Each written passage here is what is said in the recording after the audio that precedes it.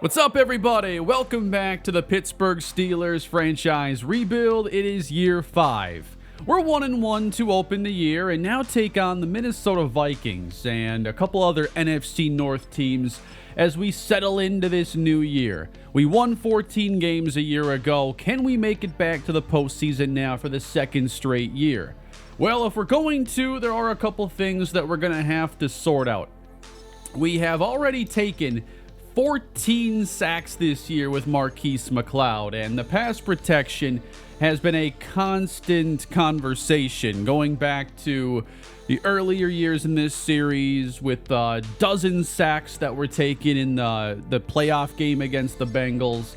It's been rough. I looked at some of the feedback on the last episode prior to starting this recording, and a lot of you aren't happy with the current state of the pass protection, and many have talked about the sliders. Now, long-term viewers of these series that I do know that the entire process for me has been to do default all-pro sliders, slow sim difficulty, so that there is gameplay parity. There's no advantage for the user or CPU as far as the players on field. The ratings are meant to take over. There have only been a few rare occasions where I've adjusted the sliders in these franchises, and it's always meant to be uniform on each side. Although I'm not exactly sure if in slow sim if the player's skill sliders are even taken into account. It might only be CPU, but I've always adjusted them evenly anyway. But when it comes to pass protection, yes, we've given up 14 sacks. However, our defense that is loaded in terms of pass rush talent has 2. So I don't think it's the pass blocking slider, but we're going to do something today. And I think that certain abilities just do not work well. I've seen feedback on this, and I think that it's just at the point now where at this point all it's doing is hurting the viewing experience. This eyes up trait, I think, is keeping Marquise McLeod from actually responding to pressure the way a quarterback should. And I'm just going to remove it. The next thing I'm going to do is go into our scheme. You know, we've had this West Coast zone run, and it doesn't really fit our offensive lineman archetypes that well. And if you look at the description of the West Coast zone run, it says it's designed to utilize short passing to keep possession of the ball. In the running game, offensive linemen use quickness and combination blocks to spring halfbacks through gaps. And that's somewhat accurate. We're getting the ball out faster. But West Coast spread utilizes the pass protector archetype that I always seem to favor. The West Coast spread is apparently supposed to emphasize the quarterback running a little bit more. But I think in terms of just getting the archetypes to match up better and a higher scheme fit percentage, let's roll with that. Because keep in mind, a lot of the sacks, especially last episode, did not happen because of the eyes up trait on field or anything with sliders. They were happening in simulating. Now, knowing the pass protection stunk last episode when we did watch plays, I charted the pass protection, the sacks at least, to place blame. And I feel like last episode I put a little bit too much blame on Zach O'Neal. I had him with 2 straight up, just 1v1 bad losses in those 2 games. So I'm not going to be benching him today, but I'm keeping a close eye on him, especially because he's had decent pass protection ratings.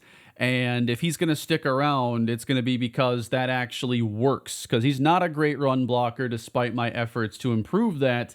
Maybe it's been a mistake to develop Zach O'Neal in this fashion where I've basically done no pass protector upgrades. It's all been power or agile because he was an exceptionally low-rated run blocker on day 1 and a center. So I've been trying to take his pass protection, convert him into a guard, and I don't know that it's been successful. If I ever end up trading him, I'll probably move him back to center and then let him, find his next team as a center. I would like to start the day with a couple contract offers, and let's go to one that is more likely to be successful. This is Derek Harmon, the young defensive tackle with us since the beginning of the series, and I want to get him under contract here, and I want to go 4 years. Taking him through age 30, a 4-year extension signed for $98 million. Next up, Joey Riddick. Now, I just changed the scheme, which I thought might help his motivation. It actually did nothing. He just doesn't want to play in a West Coast offense, apparently. He wants to probably be in a more vertical, attacking, passing game. But the scheme that you label your offenses matters here for a lot of players. So I know we're not in a great spot to get him under contract here with this re-sign interest, but let's at least put an offer out there. And I'm going to increase the years. I'm going to offer $64 million over 4 seasons, which to me still feels low. Like he should be looking for, top tier receiver money in my opinion. But we're going to offer, and we got the deal done. So we get it done by going above the demands, and Joey Riddick is now under contract. And that takes care of 2 of the big deals for the future of this franchise. Riddick will again have a chance to hit free agency before he turns 30, and his cap hits are a very manageable average of like 15, a little over that. So I'm happy getting that deal done. And honestly, it's for about half of what it should be. Personally, I feel like they should just take coach points out of the game for the most part and let this stuff upgrade naturally through the goals. It's kind of weird how they've merged these systems together, because it lets you bypass so much. But we're going to definitely be using this people movers ability a bit, and then interior dominating, as that's going to help us with pass protection against power moves and finesse moves once you get it up to platinum like I was just able to purchase. And one thing you can also do apparently is double up on the same ability if one of your coordinators also has it. So we can give our offensive linemen an overall +8 blocking boost. And we'll upgrade the pass rusher, Roderick Barber, 86 overall. That's a +4 block shed, +3 power move boost. I was trying to upgrade finesse moves. Oh yeah, before I forget, I did see some feedback on some of the positions in the draft classes that are pretty strong. We have seen a number of really good quarterback classes, and it seems every interior defensive line class is very strong as well. So I am going to knock these down to weak, and even if they're too weak for a little bit, it'll help balance out the league a little bit better long term. And then I've made the XP sliders on the 2 positions as well 90%, so a little bit down. Might nerf that just a little bit. But I think it's time to continue our season now and try to win back-to-back games, as we now have a primetime matchup against the high-flying Minnesota Vikings. Oh, and it's an ugly, rainy game as well. Can we keep Marquise McLeod better protected now in today's episode? I'd love for this to get cleaned up.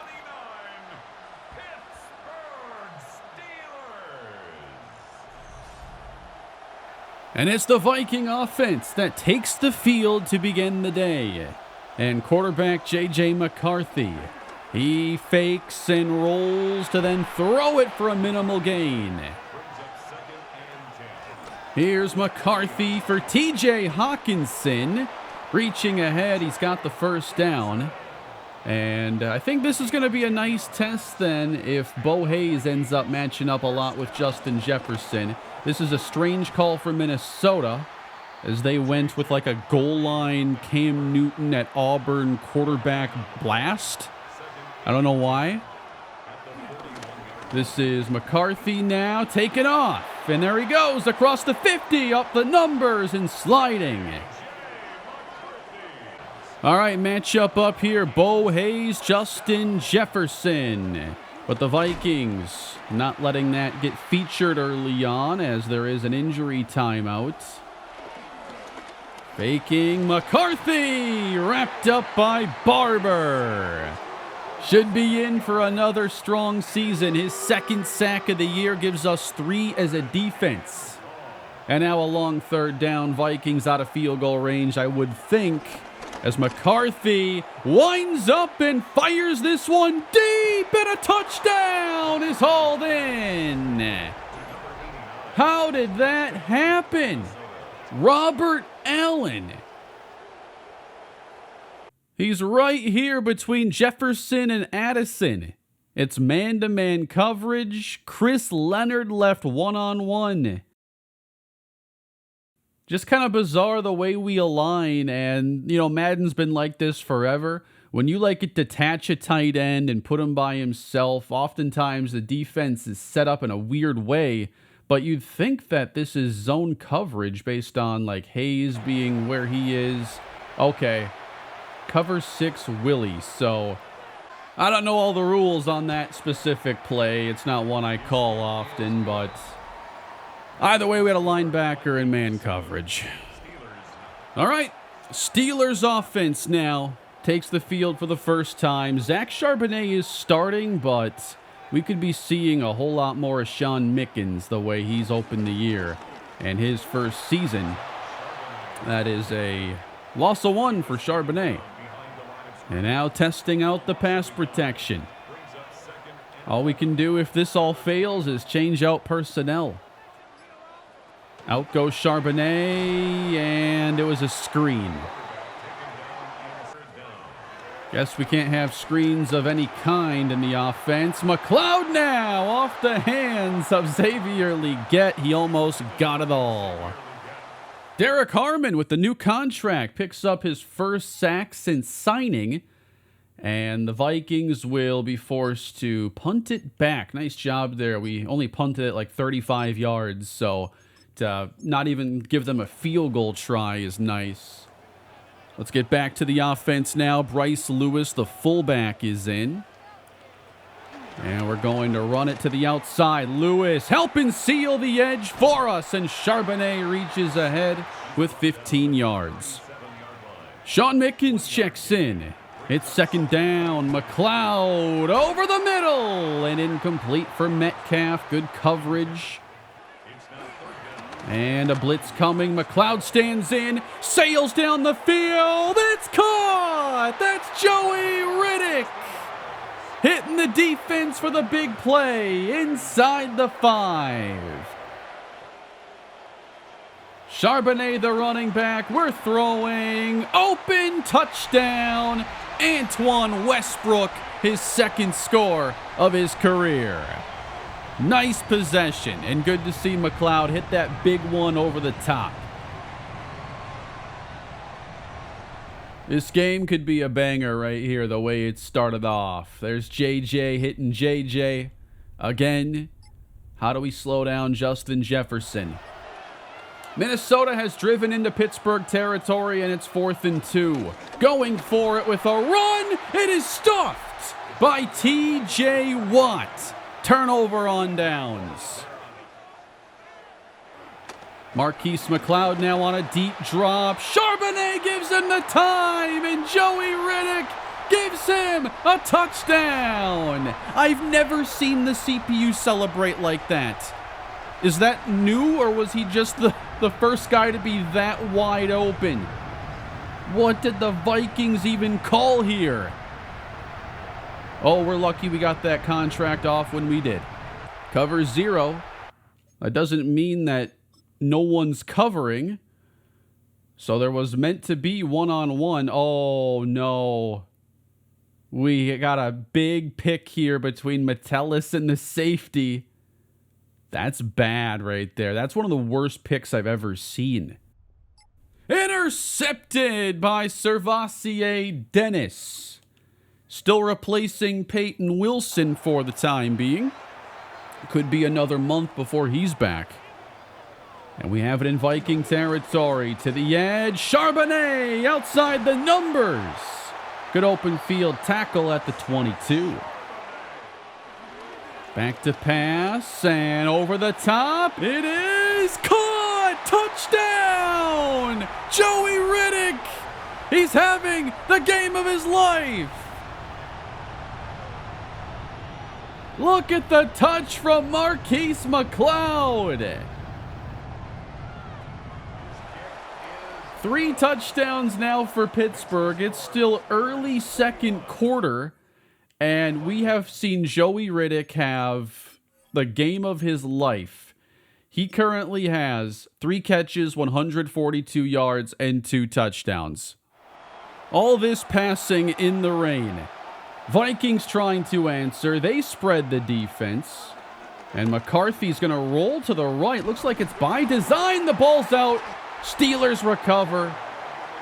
I can't believe they've called a couple designed runs already for J.J. McCarthy, and they're not even in the red zone.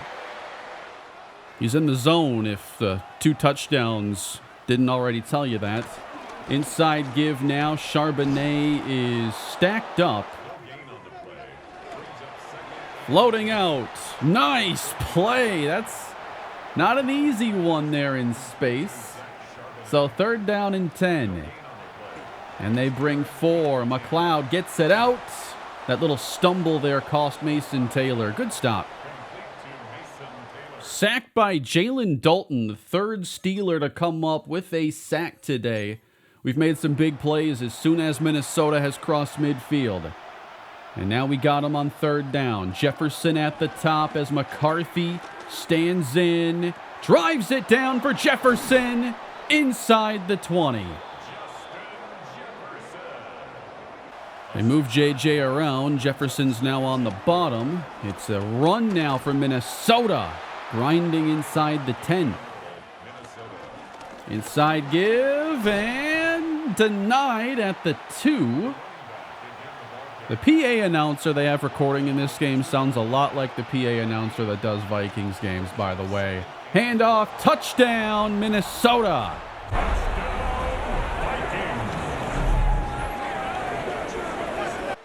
Yeah, this is just one we're going to watch a lot of today. 21-14, great game. And time now to go in the first half as we're going to hit Mason Taylor. That's going to be Sean Mickens heading outside, and the cornerback out there makes a really good tackle. You got to make a move on those corners. They don't actually want to hit you. They just want to yell at you after the play. Caught, Riddick, taken off to midfield. 2 minutes to go now. McLeod again for Riddick. They're out of position. He's racing, and he's gone again. A legendary performance in the first half. 3 touchdowns for Joey Riddick. They had him there. I mean, you just got to go make the hit. We're finally seeing Joey Riddick's speed be the difference maker. I cannot wait to see where his numbers are at the end of this game. Every now and then in these series, we get to see something special like this. We pick it up with Minnesota here in the second half as they're attempting to keep up with the Joey Riddick show, continuing to find success on the ground with Gavin Cruz. Doesn't look flashy, but they ran it like 4 straight times in the red zone, scored a touchdown in the first half. And they're getting, a consistent push. And they're going to stick with him. Jalen Ramsey getting in there. He heard what I had to say about, cornerbacks tackling. Ramsey's always been willing to get dirty there and make a play. McCarthy on 3rd down, steps up, throws complete. Allen again inside the 10. Running with Cruz. He's going to try to bounce it, maybe overestimating his speed. Hayes and Jefferson one-on-one there on the top. And now it's even more isolated. They'll run it, though. And Cruz is down to the 1. Got to watch an outbreak or something there with Jefferson if they look to throw. Vikings run! And the Steelers make the play. Chris Leonard, he's in the mix pretty much every time they run the ball. They're going to leave the offense on. They move Jefferson now to the right side of the screen, matched up with Joey Porter. McCarthy, 4th and goal. Big play right here. Man, this motion by 26 is taking time. JJ! Touchdown! Hawkinson beats Bo Hayes for the score. Joey Riddick has cleared 200 yards receiving already. We are getting close to one of the best performances of all time as McLeod takes off. This feels good to see. All the way across midfield. Good call, guys, on the eyes up trait. Offset eye now behind McLeod. We got pre-snap movement. Is this more fun to watch, guys? 2nd down and 14. And we're running it. There are not many runs in the 2nd and long playbook. You know, I might have a couple in there. I don't want to run, 0% of the time on 2nd and long. Sometimes it pops up and it's not the ideal spot. 3rd down and 17. All over Leggett. And no Joey Riddick on that possession. I think I'm watching the rest of this game. We could see history from Joey Riddick. It's a big game and a great game. Going down 1-2 to start the year would not feel good. Vikings trying to move to 3-0. We got one more quarter left to go, everybody. McCarthy off the fake, and he finds Jefferson. I've been impressed with our ability on 3rd down to make some plays. Can we do it here? Hawkinson there at the top. McCarthy stands in. This one's going deep, and it's incomplete for Addison. You guys know how hard it is to go from being so excited about JJ yesterday to now I have to cheer against him? Look at that stat line right there. Joey Riddick, please add on. Toss to the outside. Looks pretty good to me, and then we only get 2. 3rd down Steelers. And the ball's caught by DK Metcalf. A 1st down. Zach Charbonnet got past that first defender, but the Vikings bring a 2nd quickly. Vikings blitz, no surprise. Oh, incomplete. Drop by Metcalf. And again, it's 3rd down. Joey Riddick here inside. And McLeod, he will have it knocked down at the line. He was trying, I think, to dump it off to Metcalf. And we end up punting it away, and we do a good job of pinning the Vikes. Look at the game JJ's having here, 22-29. This feels like a good, Bengals preparation type game. I got Justin Jefferson, a really dynamic passing game. Gives us an idea of how we can contain some of these stars as JJ avoids the safety. He ran past a player in the end zone who was down. I thought he was going to trip over him. Inside give and running room for the Vikings as they've gotten themselves away from the end zone. They're going to toss this now. Nice play. Oh no, Hayes is down suddenly. And he got stepped on. Here's a 3rd and 7. Pressure from Derek Harmon. Down goes McCarthy.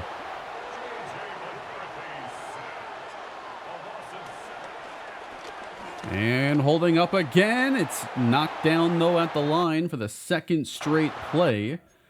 And I just wanted to check on our rushing production today, because it seems like, we need to get more of Mickens, and he hasn't really, carried the ball yet. So we're going to have him finish this out and try to become our new starter. Handoff, Charbonnet. Decent pickup there. Might have to adjust the 3rd down back depth chart as well. We do have Sean Mickens checking in now, 3rd and 3. This could be anything. It's going to be Mickens to the edge. Oh, come on. That juke in the rain slowed him down tremendously. Go up 2 scores here and win the game. That's the goal. Mickens spinning away and then going down. He needs to get those longer spikes. Here's Mickens. Vikings contain, and now 3rd down. I think it's time to go back to the air. Mason Taylor to the right side. Pass incomplete. An ugly looking play in the area of Riddick. And now Pinion, who pinned them inside the 5 last time, barely puts them inside the 30. 19-yard punt. Bo Hayes is back on the field, so that's good to see. Vikings, a lot of running today. A spin, ball knocked out. Burnell recovers it. Nick Burnell on the forced fumble, and he'll clean it up. Pittsburgh takes over. That's what I'm talking about. Just dropping the hammer there. That was a good run, too, prior to the hits.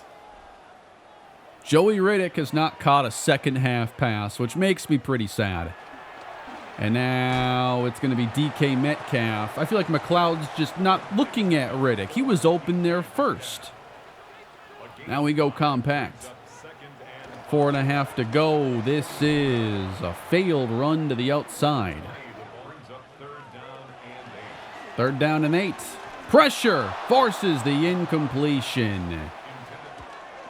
Another punt for Pinion. He does a better job on this kick. And the Vikings have under 4 minutes. This needs to be their touchdown drive. McCarthy with the receivers facing press coverage. He's going to scramble and get wrapped up by TJ Watt. 5th sack of the day. We've only allowed 2, and one was on like a screen where it's just kind of flawed and slow sim. Scrambling ahead again is McCarthy. He will get 4. The offenses were flying up and down the field in the first half. The defenses, though, have controlled more of the second. McCarthy wide open. And a move made by Addison as he works out to the 44. 4 down territory for Minnesota. 3rd down McCarthy. Slipping in the pocket. Running up the middle. And he's got it. But a fumble at the end. I think the knee will have been down. And it's immediately reviewed before we can even finish celebrating. McCarthy heading to the air. And what is there from behind? TJ switching sides there on that play. Vikings 3rd down and 13, refusing to spend the first time out as McCarthy dumps it outside, and they'll pick up 5. But now 4th down. Pocketing the timeouts in case this fails. Minnesota needs the 32. J.J. McCarthy has time, wants it all here. It is knocked away. Joey Porter bats it away from Jordan Addison. And the Steelers take over on downs. Great coverage. That hit Addison in the hands? All right. But they didn't use a timeout. And to me, I thought like maybe use the timeout there after their first down play. But now they have them as they attempt to get the ball back. And that's going to be staying with the Steelers regardless. But they'll reverse it and give us a couple extra yards. Run number 2, Charbonnet slipping past. How'd that work? And a first down here would end it. The rookie Mickens is the running back. He gets the call and the first down. And the Pittsburgh Steelers will hold on and win this exciting game 28-21 and get to 2-1 on this season. That was a really high quality victory. I'm really happy with that. We beat the Vikings, and then the defending champs, we routed them and picked off Brock Purdy 4 times in that last game. So 3 weeks into the season, I'm feeling pretty good about where this team is. And after the changes made, pre-game with the eyes up trait and changing the scheme, it was easily our best game of pass protection. And I thought that the rain would make that even more of a concern because it would affect McLeod's movement in the pocket. You get a few quarterback stumbles per game. But 4 touchdowns, no picks, 2 sacks taken. I love watching this team play football now. They're so much better than the early years in the series. Joey Riddick, 204 yards, 3 touchdowns. Still a legendary game for him. I've been sitting here with my third monitor, and I have the whole single game receiving leaders pulled up. I was trying to, set something up there, and he never took it any further. And now you're telling me we get the QB breakout scenario. Very fitting for Marquise McLeod coming off this performance in prime time. When does a quarterback cease to be merely a superstar and become one of the faces of the sport? It's something you earn along the way through elite performances. As talented as you are, I want to challenge you to be even better.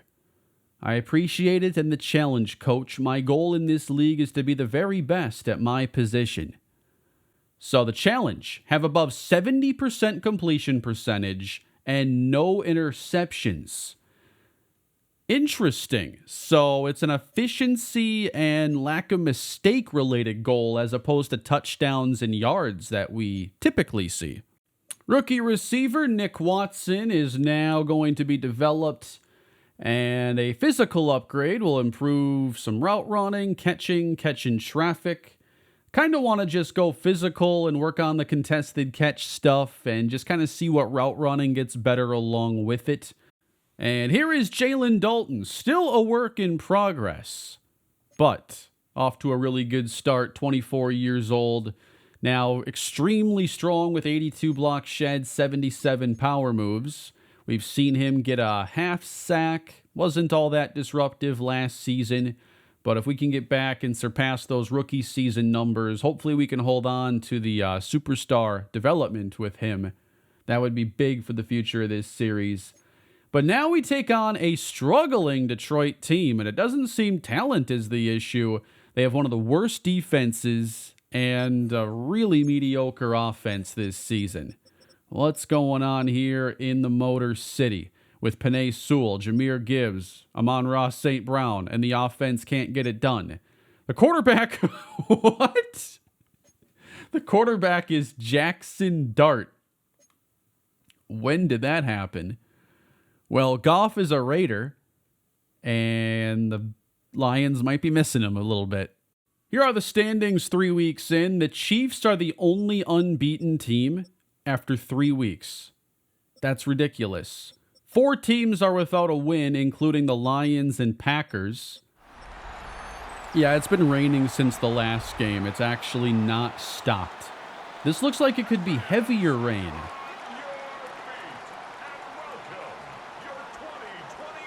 All right, ready to run it back, do this all over again. Can the Steelers move to 3-1 with another NFC victory? Yeah, this I think is the heavy stuff. This is McLeod starting the day with an incomplete pass, and we need him over 70% completion percentage, keep in mind, if we're to get him to X factor with this game. A lot's on the line here. And we're going to go run this to the right. Charbonnet gets slowed and stopped. Lions show pressure. 3rd down and 11. McLeod underneath. It's Metcalf, but he won't get there. So a good start for the Lions defense that's given up over 30 points per game already. Detroit's opening drive is a long one. They've taken this down the field, chewing clock, and now Dart hands. And that is Joe Delgado, the David Montgomery replacement. But now Jahmyr Gibbs is back in. And on 3rd down, he's in to protect against the blitz. Caught by Sam Laporta at the 1. Seeing players stumble all over the field. Otherwise, he would have scored there. But to cap this off and start strong, loss of 4 for Gibbs. Lions get it to 3rd and goal from the 1. And they spread the defense. Handoff. Jahmyr Gibbs doesn't get in. Dan Campbell leaves his offense on the field. He didn't come this far to kick it. 4th and goal. Jackson Dart wide open. Touchdown Laporta. And the Lions do get off to a strong start. Pittsburgh trying to answer. We've had 4 consecutive completions by McLeod on this possession. Now we face 3rd down in Detroit territory, and it's Charbonnet losing a couple. There's a Liam McNeil. I've targeted him in some series in the past. He's a good run defender. Do we just go for it and get sacked? A Liam McNeil Gets the ball back for Detroit. Derek Harmon follows it up with a sack. Oh, come on. Sun God. Here in the rain. Detroit, though, they get stuffed right there on the edge, and they do not kick the field goal. So still 7-0. 18 yards there on a pass to Jahmyr Gibbs. We're approaching halftime. We haven't scored. Jackson Dart hands. Gibbs trying to get to the edge. Gets hit by Chris Leonard. We're seeing Leonard sniff out these runs with ease. And now a throw across the middle. Way too much there. And now they motion Laporta. It's a run. Jahmyr Gibbs won't get it. Jalen Dalton too strong.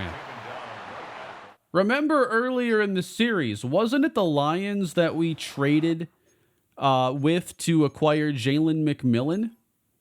Because we let him go in free agency and he is now back on the Lions. I chose to, ride with Xavier Leggett. And we are now in the second half, and it's 10-0 Lions. McMillan just got us on a 3rd and 5 to extend this possession.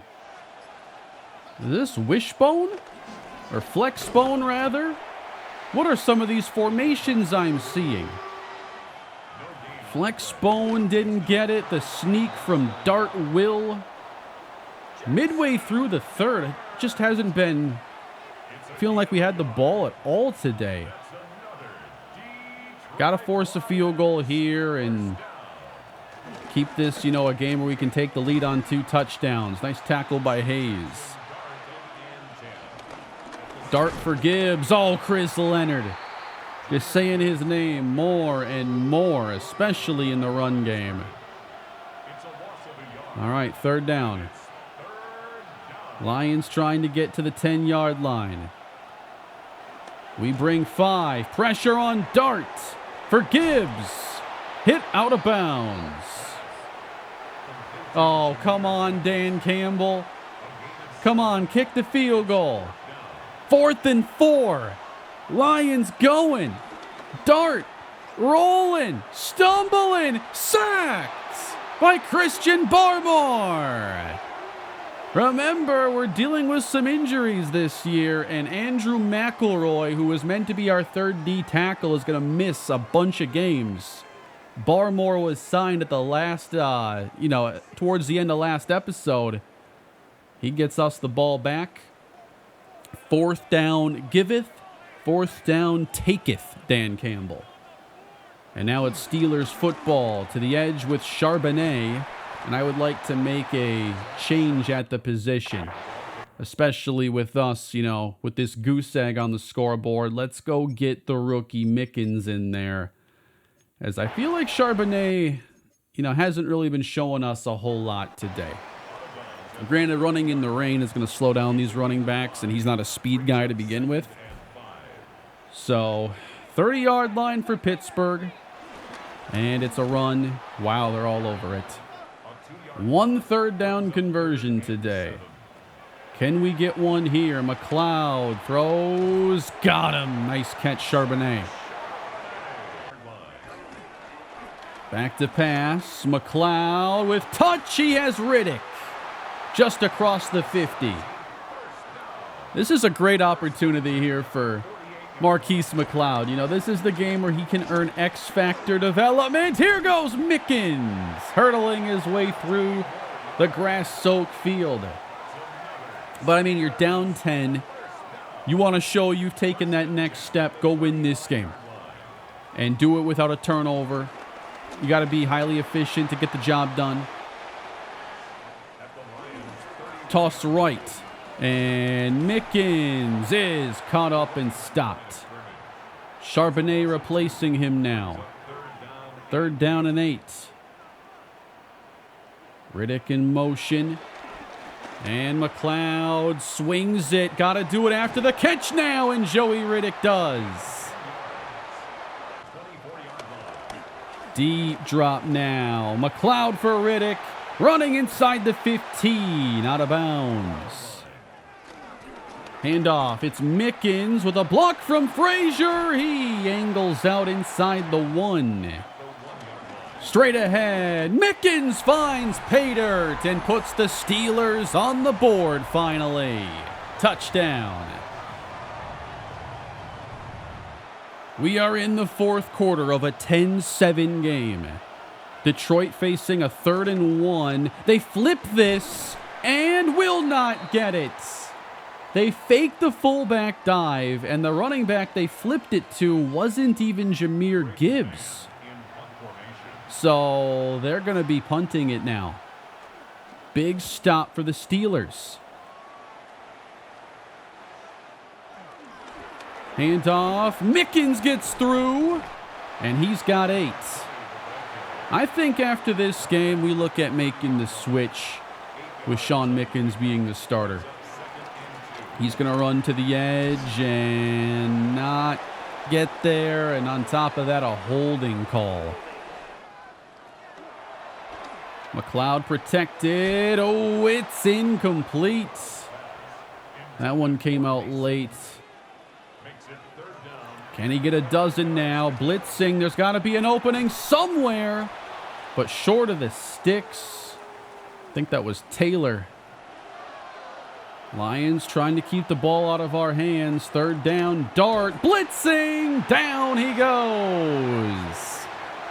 Looking like Brian Flores' game plan yesterday. Sacked by Jalen Ramsey. It was interesting watching the Vikings blitz the Lions over and over and over again. Like, one of the things you think about as being dangerous with Detroit is just Jahmyr Gibbs and all the ways they can deploy him. But when you constantly blitz, you are putting stress on the corners, but you're making them keep the running back more in pass protection. Jahmyr Gibbs had 3 catches for 3 yards. And the Lions really just had no choice but get the ball out quick. Nice run by Mickens to start this possession. He carries again. It's been hard to string together good runs back to back. Very boom or bust. Got to make plays on 3rd down. 8 minutes to go in the game. Trying the run. Lions stuff us again. Trying to watch all these 3rd downs. 6 minutes to go now. Detroit 3rd and 7. And Dart again loses it. And Barber scoops it up. He will score. Points on the board courtesy of the defense. And the Steelers take their first lead. Again, we blitz Jackson Dart. It's Chris Leonard who pops that ball free.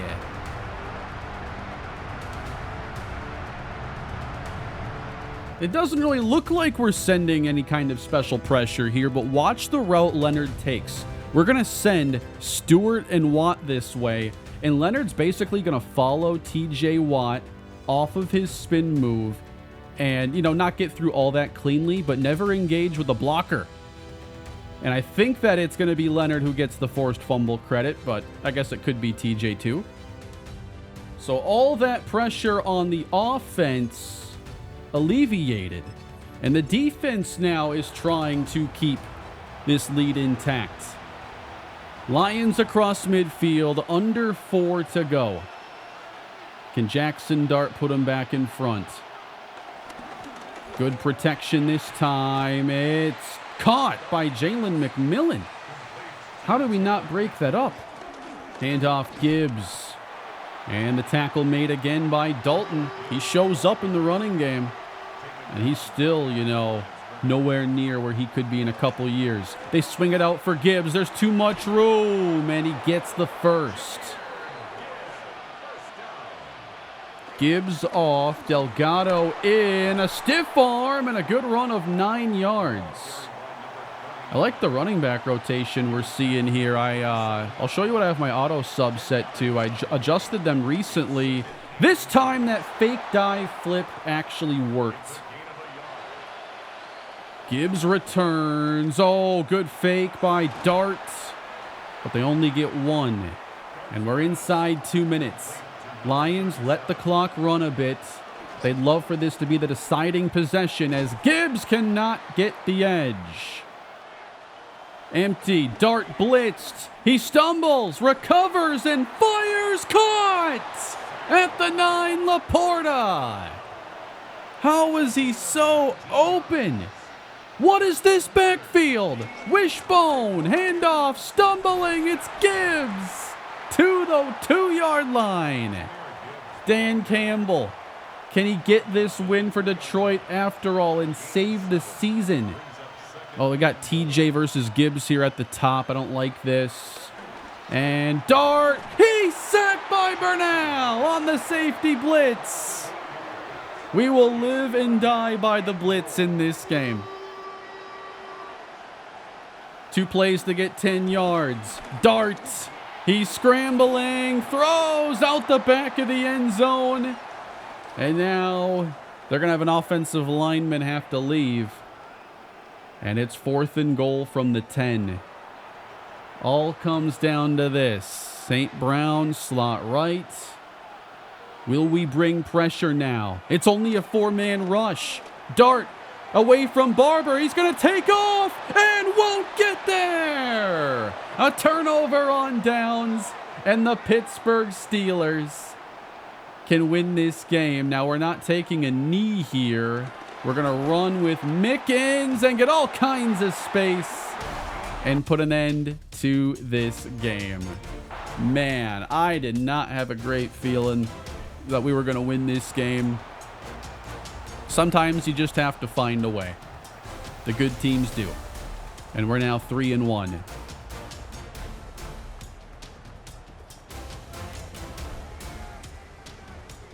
Now, was that the type of game that'll get McLeod his boost? Like, yards didn't matter, touchdowns didn't matter. He didn't throw a pick, so it should just come down to his completion percentage. In a game where he wasn't passing often, he threw for 99 yards, and there it is, 76%. 10 for 13, 99 yards. We just won a game on 13 pass attempts. Holy cow. Does that say we ran 33 plays in this game? We ran 33 plays? That is almost impossible. What do we got then? Show me the follow-up here at the press conference. This is not going to match what happened at all, is it? Can you talk a little bit about Marquise McLeod after your 14-10 win? He has an incredibly high ceiling that I think he's close to reaching. We're doing all we can to push him and make him the best he can be. All right, generic so far. He still has superstar development. Did I miss something in the goal? Because they only flash it on the screen for a short while. It's possible I didn't read the entire thing. I've been known to do that. You know, not getting an upgrade after a game like that is okay in my book. Because he didn't really do much. All right, I'd like to play a game in normal conditions now. As much as the rain games are fun, I kind of want to evaluate the team under more normal circumstances. So we are going to make the change here with Mickens leapfrogging Zach Charbonnet. But I feel we've been seeing a pretty good rotation on longer drives. So the auto subs that I have, they are pretty aggressive here at 91 out, 92 in. But I think I like what's happening there. And I've been pretty aggressive, too, on the edge and D-tackle sub out and sub in at 89 and 90, respectively. And I've been seeing some guys on the field that aren't usual starters on longer drives. So how about that? We took 14 sacks the first 2 weeks. The last 2 games, only 3. Now, it wasn't nearly as many pass attempts or dropbacks, but this is a big step in the right direction to not have all those negative plays. Sean Mickens has outplayed Zach Charbonnet. The numbers say that pretty plainly, so he will now start. Wow, these numbers are staggering. Joey Riddick is the only one getting like big production.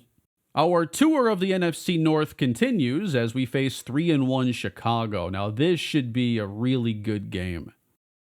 Here's Tony Rodriguez getting a pass protector upgrade. Star Dev second-year center. Ratings-wise, he's kind of a redo on the whole Zach O'Neal experiment. I think I'll keep him at center and develop him a little bit differently. Nope. It's raining again. Just one of those years, guys. The sun will come out next year. What are we doing on this possession, guys? Why'd we go for it there? Wasn't it 4th and 4? At any rate, it's Pittsburgh ball here in the second quarter. Again, slow start offensively, but here's Mickens. I just want to watch my rookie running back not slip in the rain. Is that too much to ask for? This is what I get, though, for picking an AFC North team finally. Here's McLeod outside, and Mickens.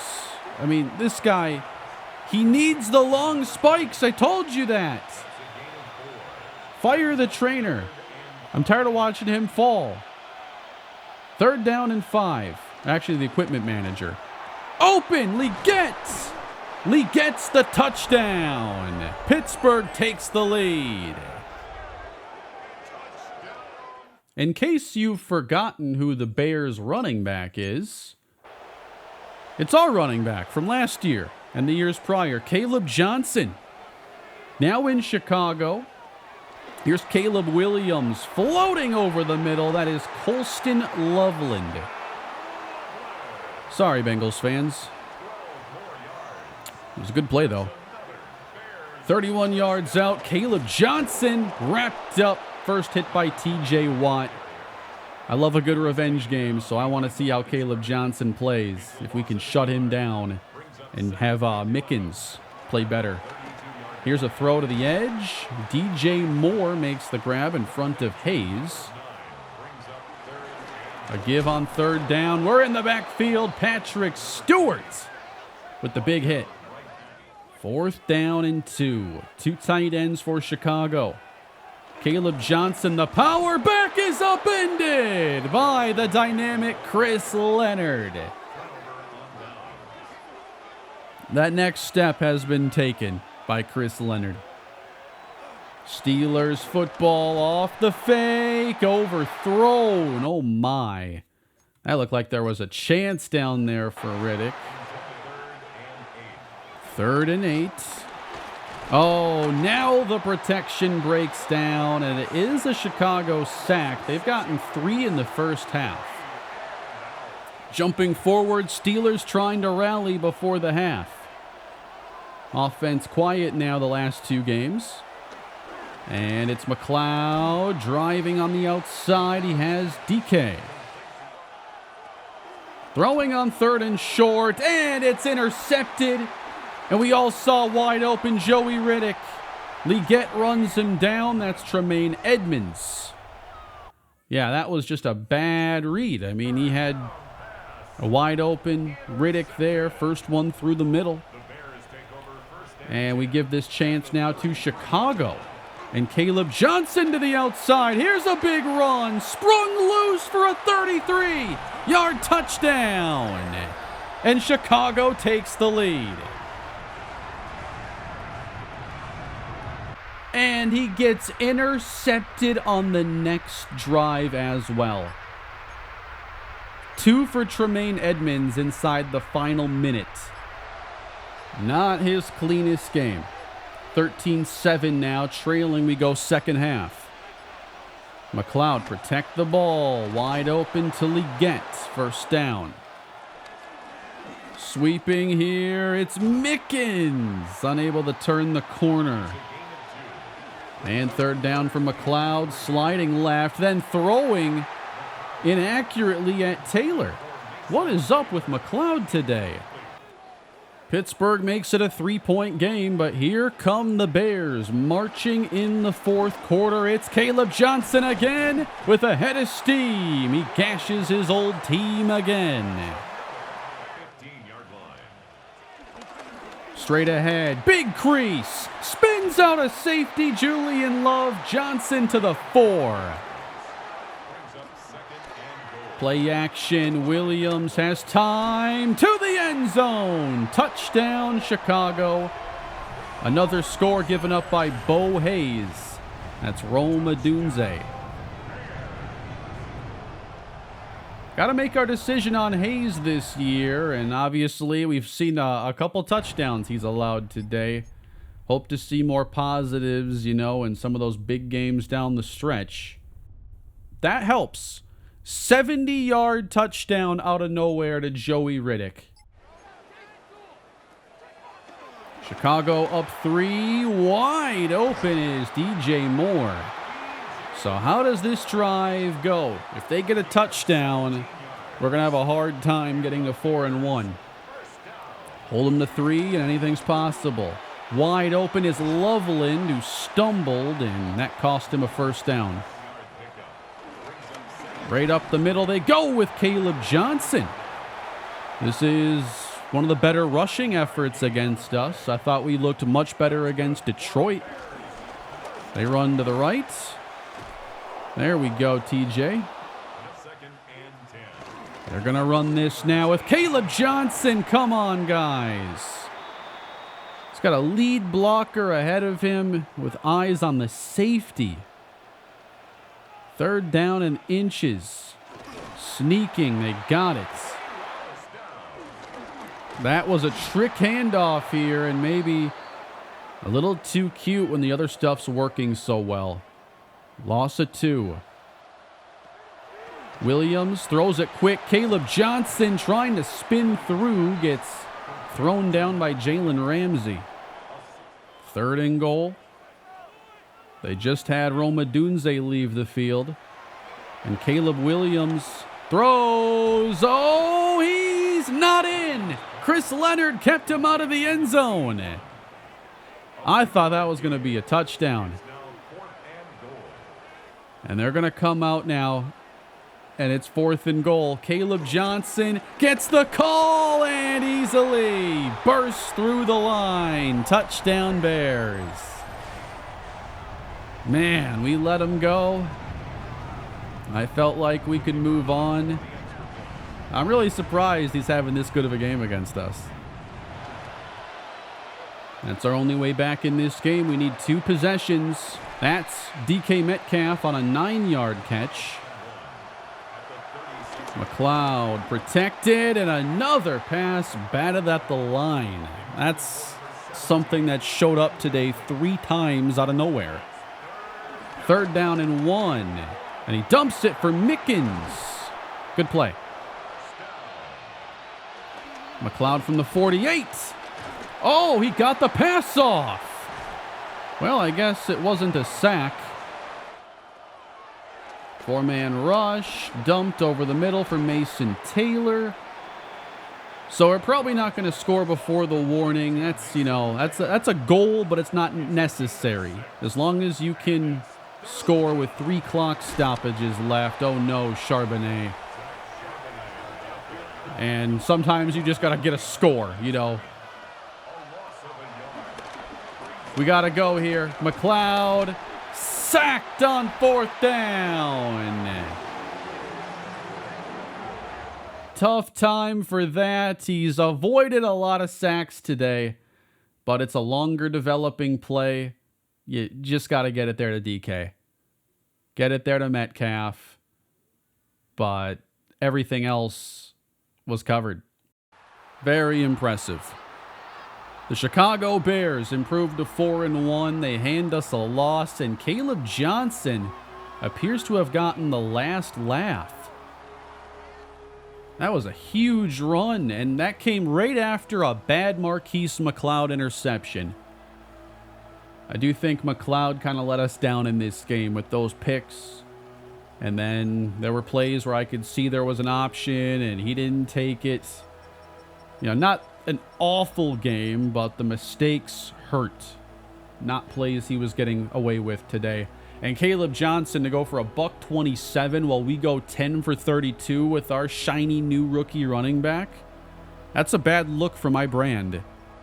Bears had 4 sacks today. It was not excessive. Definitely been a more balanced day, and you know, I think gameplay has been pretty quality. Quarterback breakout part 2. Well, that game is not going to launch him over the top. That's not going to happen for everybody, no matter how good they are. For sure, I'm not too worried about him. He's proven himself to be a great quarterback. Yeah, that was his chance to go to X Factor, and he's not achieving it, at least yet. Let's do one more quicker game here.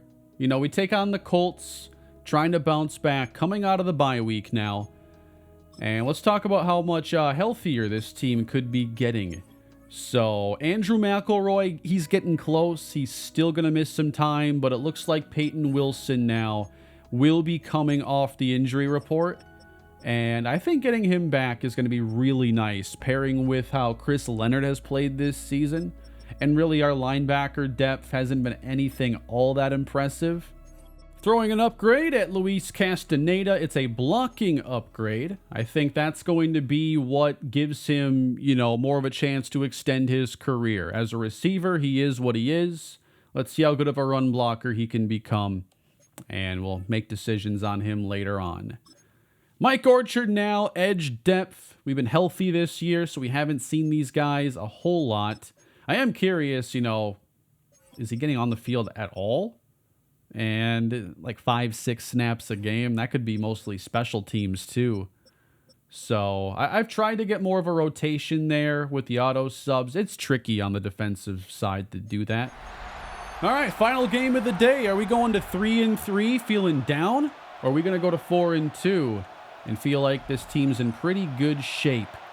Opening drive for Indy is a long possession. And it's going to end with a touchdown. Jalen Hurts to Josh Palmer. Remember Jalen Hurts was their big free agent addition? I tried to trade for Jonathan Taylor, and they were greedy.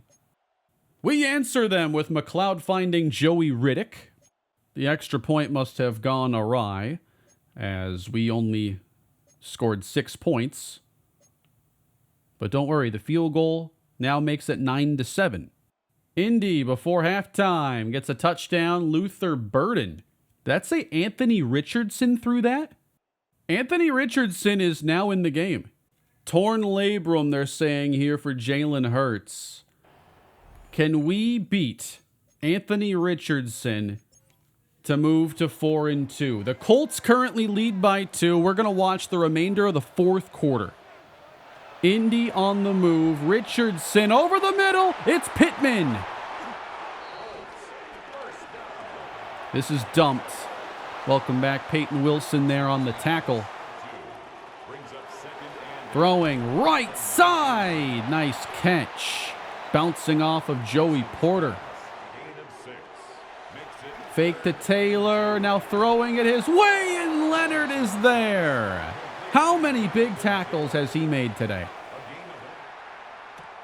5-point game as Indy added the field goal. And it's Dion Queen on the return who gets us to the 25. Joey Riddick right now is third in the league in receiving yards. That's awesome. And if we want to pull this comeback off, we might have to let it fly with number 17. Deep drop for McLeod. Fires for Metcalf and gets 8. Third down and 2. It's going to be a run into the blitz, and we didn't get it. 3 yards a carry for Sean Mickens today, and we are punting. Man, this is not going how I thought it would, handing him the starting job. At what point do you think about Charbonnet going back? We look like one of the best teams in the league in that game against the Vikings. We have not looked anywhere near that good since. Here's JT. 65 yards now on the day. Could have been wearing silver and black. But no. Anthony Richardson hands again. JT makes Leonard miss and gets 7. Probably a sneak here for Richardson on 3rd and inches.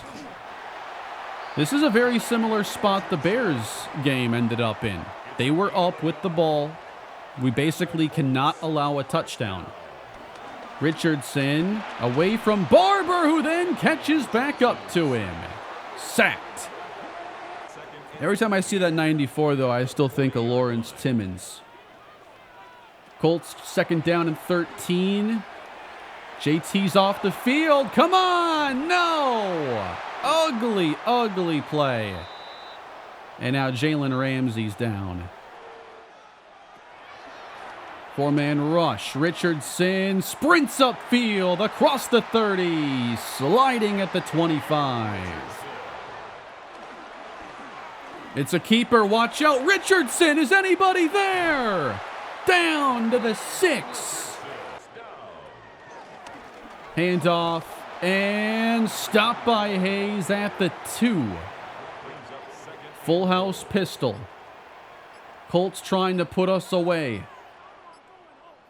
They're risking a delay of game here. They got the snap off, and we're there in the backfield. Wow. Derek Harmon, a loss of 4. Can Anthony Richardson make a play in the absence of Jalen Hurts? Pressure's on. Barber wraps him up. I think you're missing one if that says 1 sack. Now, this is still going to be a tricky spot because a field goal puts us down 8. But at least the strength of this team, the offense, will have it come down to them. Deion Queen flying across the 30. A good run back. That's why he's back there. 2:14 to go. Time, not a factor right now. McLeod's just got to make plays. And he'll throw down the field. It's through the hands of Joey Riddick. Dumped now. That's Leggett, and it's going to be enough. McLeod underneath this time. He dumps it again. Taking what's there. They have a lot of star power here along their front 4, don't they? A lot of good pass rushers. 3rd down and 1. We're holding up for McLeod, and he takes off, running inside the 30 to the 20. You got to slide there. With a minute to go, McLeod drives it outside. 7 to Taylor. They're blitzing McLeod, but he's got time and holds on to it too long. 3rd and 8. McLeod steps up over the middle. Riddick is hit into the end zone. He's got it. Joey Riddick touchdown. But we need the 2. And then have even more work to do if we get it. We spread the field.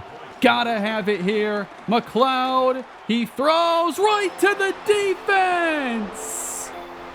And the Colts, barring an onside kick, are going to hand us another loss. Pretty well covered play. He's going, I think that's Nick Watson coming across the middle, and he didn't time it. Cameron Dickers onside kick, recovered by the Colts. And so you're telling me we're going to fall to 3-3. Man, that is a devastating loss for Pittsburgh. You faced Anthony Richardson for much of this game and still lost. And the Richardson run game was a big reason why they got where they did. His runs were really good in that second half. Again, the offense falls short. That's the 3rd straight week. The Vikings game was great. The rest today haven't been. And I think, part of it is McLeod's issues. Another part of it is we've been mediocre running the ball. I wanted to see us get out of the rain, but here goes Mickens with another 3 per carry performance. I liked it better when we were 3-1. But now we're 500 going into a Cleveland game where they suddenly have the better record, have a top 10 defense, number 1 against the pass. Wow, we're in last place right now. Does this feel like a last place team? This season could go anywhere from here because we're going to face tough division competition, but I think we're capable of beating anybody. But the offense just hasn't looked good these last couple weeks. Let's look at Sean Mickens' game logs here. So 236 yards overall. The 2 games where he's started now have not been good. Joey Riddick is outstanding, and we got to keep feeding him the football. The defense, I'm not concerned about, but I felt like today, moving on from Caleb Johnson might not look like the right move right now, especially after how he played against us.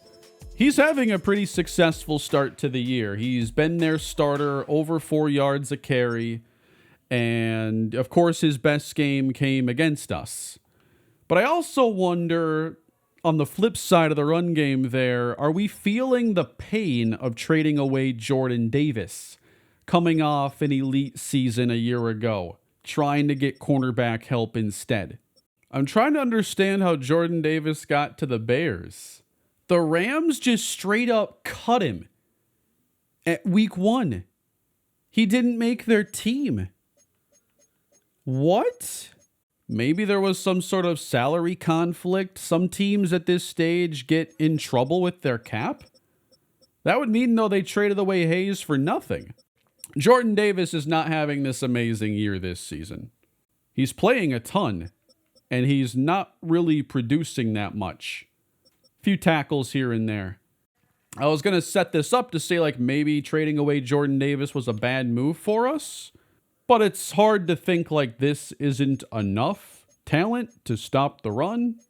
I don't think we have a personnel issue there, but we're 30th against the run. We've given up a lot of rushing yards this season, and we're not a good running team. 70.5 yards. So we certainly have some work to do looking ahead to next episode. I'm excited to get to it, but I thought our record would be in a better spot as we look at the rest of this year and now the trade deadline coming up. And if I think about the trade deadline right now, I'm not really sure what could make sense for this team. Maybe I try to level up our guard play and maybe swap out a Zach O'Neal and get a better starting guard who can help us more in the run game or something. But I'd like your thoughts after this episode. The top concern coming in was protecting Marquise McLeod. We took care of that problem, I think, for the most part, but now a couple new problems have shown up to be big issues on this team. What are your thoughts? Let me know down below, and I will see you all in the next episode of the Pittsburgh Steelers franchise rebuild. Have a great day.